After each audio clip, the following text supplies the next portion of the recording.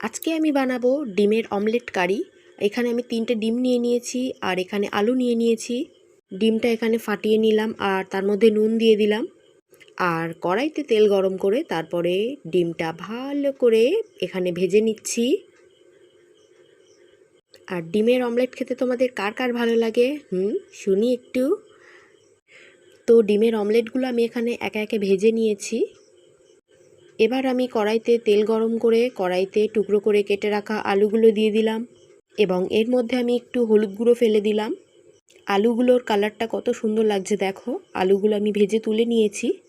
এরপর কড়াইতে তেল গরম করে শুকনো লঙ্কা ও তেজপাতা ফোড়ন দিয়ে এখানে আমি পেঁয়াজ আদা রসুন একসাথে পেস্ট করে মশলাটা ঢেলে দিলাম। মশলাটা কষিয়ে নেওয়ার পর এর মধ্যে হলুদ গুঁড়ো দিয়ে দিলাম, নুন দিলাম। এরপর আমি ভেজে রাখা আলুগুলো দিয়ে দিলাম। তারপরে ভালো করে কষিয়ে তার মধ্যে জল ঢেলে দিলাম। তারপরে ভেজে রাখা ডিমগুলো এর মধ্যে দিয়ে দিলাম। তো বন্ধুরা, রেসিপিটা কেমন লাগলো তোমাদের?